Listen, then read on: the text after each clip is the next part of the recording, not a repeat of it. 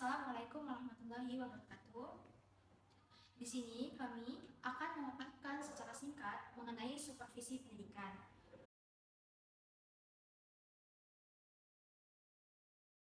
Perkenalkan, nama saya Nabila Kamerani Hajah dengan NIM 2312007. Baik, di sini langsung saja saya akan menjelaskan apa itu supervisi.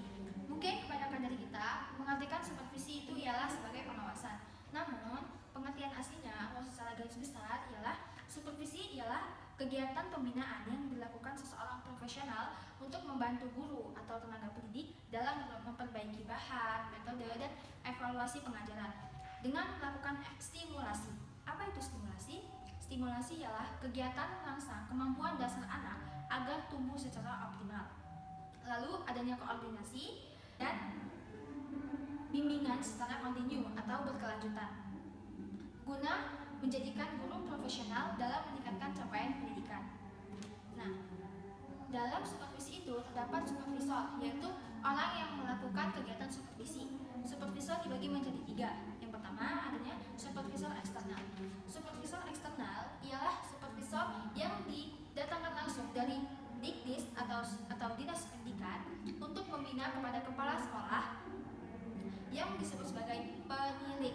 Lalu yang kedua ada supervisor internal. Supervisor internal itu ditugaskan langsung kepada kepala sekolah guna membina atau memberikan arahan kepada guru secara langsung maupun tidak langsung. Dan yang ketiga ada pengawas. Pengawas itu kegiatannya mengawasi langsung atau tidak langsung bagian akademik dan manajerial pada satuan pendidikan yang telah dituju.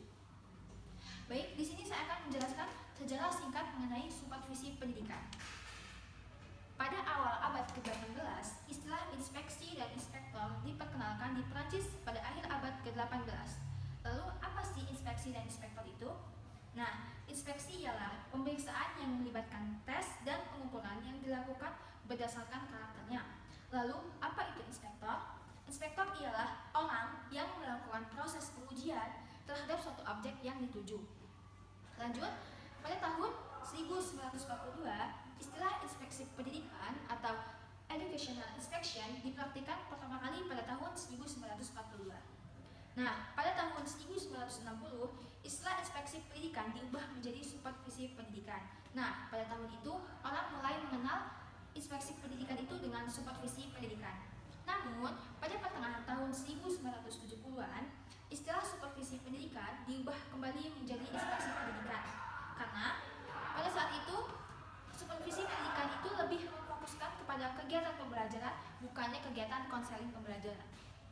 Nah, pada tahun 1994, inspeksi pendidikan diubah kembali menjadi supervisi pendidikan.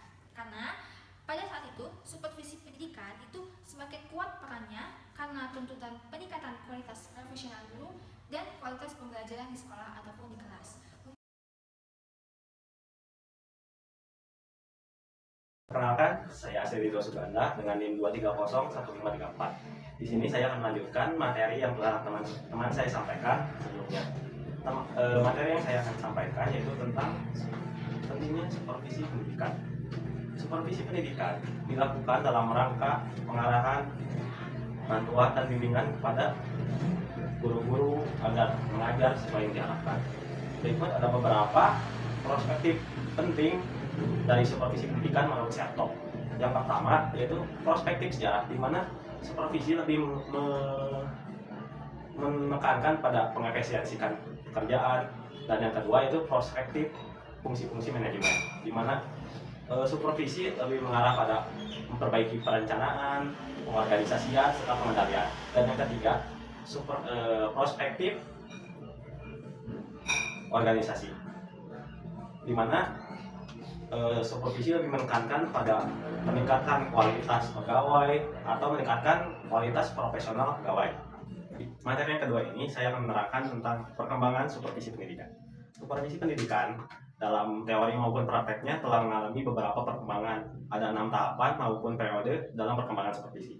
Yang pertama yaitu periode inspeksi administrasi. Pada periode ini supervisi ditandai oleh 3 pola, yaitu kepemimpinan yang otoriter, dan yang kedua inspeksi disertai pemecatan bila ditemukan guru yang tidak cakap, Dan yang ketiga yaitu standar yang sama bagi semua sekolah. Serta periode yang kedua yaitu periode manajemen ilmiah. Pada periode ini terdapat gerakan efisien. Mengapa demikian? Karena supervisi tersebut pada prosedurnya dikerjakan dengan rinci dan bersifat ilmiah. Dan yang ketiga yaitu periode yang menekankan pada aspek organisasi. Pada periode ini supervisor dan guru bersama-sama dengan sejajar dan berbagi peran untuk meningkatkan kegiatannya dan saling bantu untuk meningkatkan kualitas pendidikan.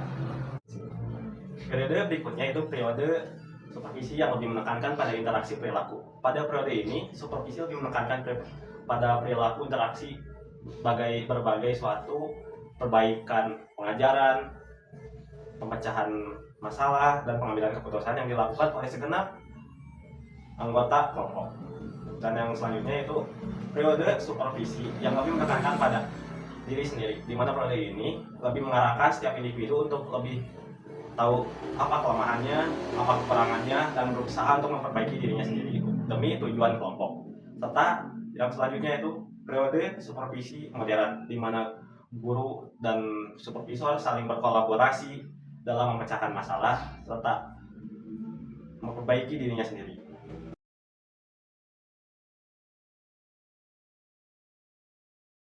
Perkenalkan, nama saya Asisa Diza Adela Effendi dengan NIM 2301623. Di sini saya akan melanjutkan materi mengenai tujuan supervisi pendidikan. Supervisi harus dilaksanakan secara kontinu atau reguler, atau bisa diartikan harus dipantau secara terus-menerus sesuai dengan tujuan yang sudah dirancang atau yang akan dicapai. Tujuan tersebut diantaranya yaitu 1. Menghasilkan kinerja terbaik dengan cara feedback dari semua pihak atau aspek yang sedang dikerjakan. 2. Memberikan bantuan teknis dan bimbingan kepada guru dan staf. 3. Meningkatkan kemampuan profesional dan teknis kepada guru, kepala sekolah, dan pengelola sekolah lainnya agar proses sekolah pendidikan di sekolah lebih berkualitas. Lalu selanjutnya mengenai fungsi supervisi pendidikan. Fungsi supervisi atau pengawasan dalam pendidikan bukan hanya sekadar kontrol atau melihat segala kegiatan yang dilaksanakan sesuai rancangan atau program yang telah digariskan. Fungsi supervisi itu untuk memperbaiki proses pembelajaran melalui pembinaan para guru. Dapat dipaparkan beberapa fungsi supervisi pendidikan, yaitu 1. Mengkoordinasi semua usaha sekolah. 2. Memperlengkap kepemimpinan sekolah. 3. Memperluas pengalaman para guru.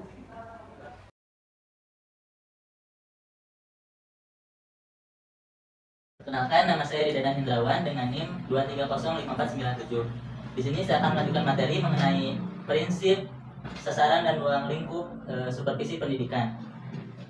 Menurut KBBI, prinsip merupakan asas atau kebenaran yang dijadikan landasan dalam berpikir.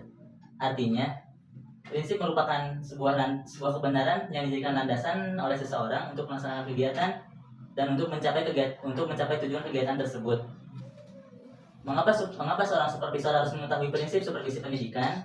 Yaitu agar tugasnya terlaksana secara objektif dan juga tidak keluar dari hakikat supervisi pendidikan itu sendiri.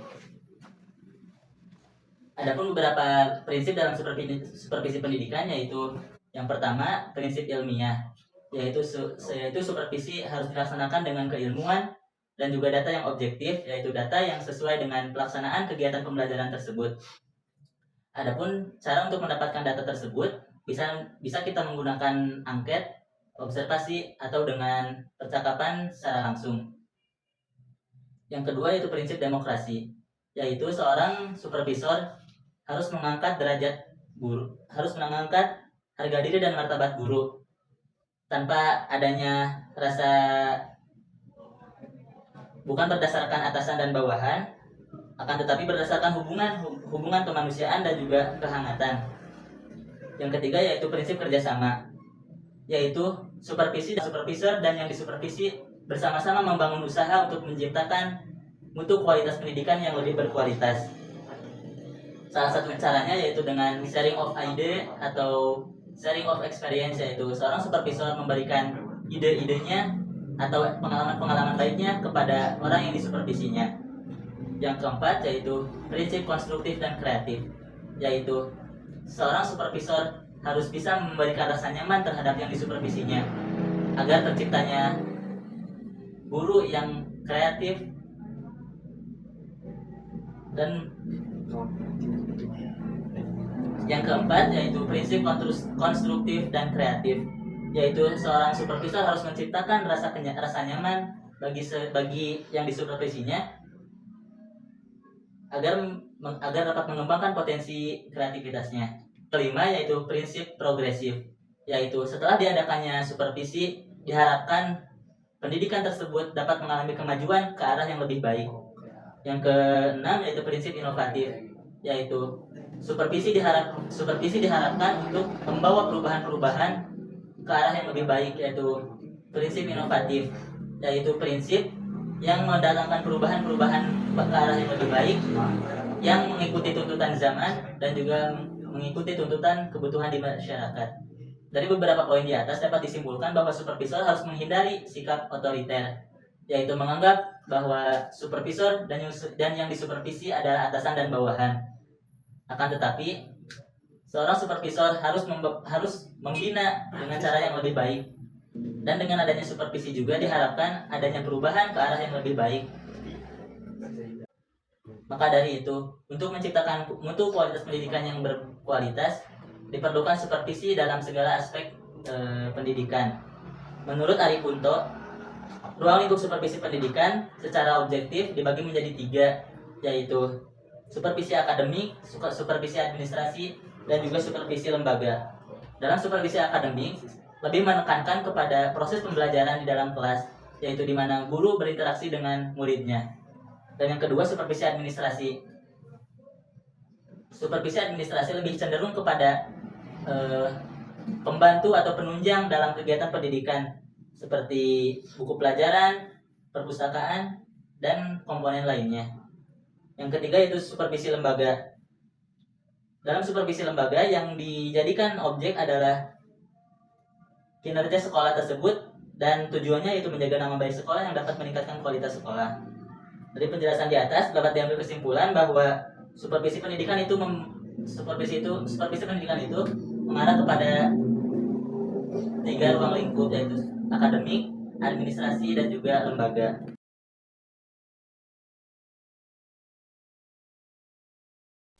Perkenalkan, nama saya Ayu Yuniarti dengan NIM 2309533. Di sini saya akan melanjutkan materi mengenai metode dan teknik dalam supervisi pendidikan. Metode dan teknik supervisi pendidikan.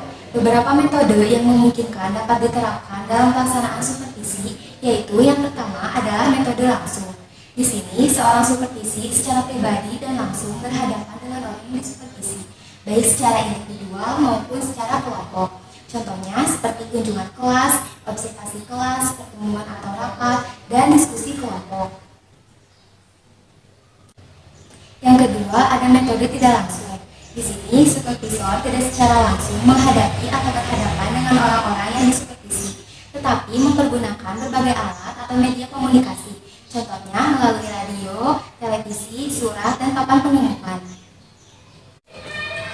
Yang terakhir, ada pendekatan kolaboratif. Pendekatan kolaboratif adalah pendekatan yang memadukan cara pendekatan langsung dan tidak langsung menjadi cara pendekatan baru. Selanjutnya, teknik supervisi pendidikan. Teknik supervisi dapat dibedakan menjadi 2 macam. Yang pertama yaitu teknik individual. Teknik individual adalah pelaksanaan supervisi perseorangan terhadap guru. Supervisor di sini hanya berhadapan dengan seorang guru, sehingga dari hasil supervisi ini akan diketahui kualitas pembelajarannya. Yang termasuk teknik individual yaitu yang pertama kunjungan kelas atau observasi kelas. Supervisor datang ke kelas untuk melihat cara guru mengajar di kelas, bertujuan memperoleh data mengenai keadaan sebenarnya selama guru mengajar. Yang kedua, percakapan pribadi. Supervisor dapat bekerja secara individual dengan guru dalam memecahkan problema-problema pribadi yang berhubungan dengan jabatan mengajar. Yang ketiga, intervisitasi. Ialah saling mengunjungi antara guru yang satu kepada guru yang lain yang sedang mengajar. Yang keempat, menilai diri sendiri, yaitu melihat kemampuan diri sendiri dalam menyajikan bahan pelajaran. Selanjutnya, teknik kelompok. Menurut Kemdikbud dalam buku panduan kerja kepala sekolah tahun 2017 halaman 80, teknik supervisi kelompok adalah cara melaksanakan program supervisi yang ditujukan kepada 2 orang guru atau lebih. Supervisi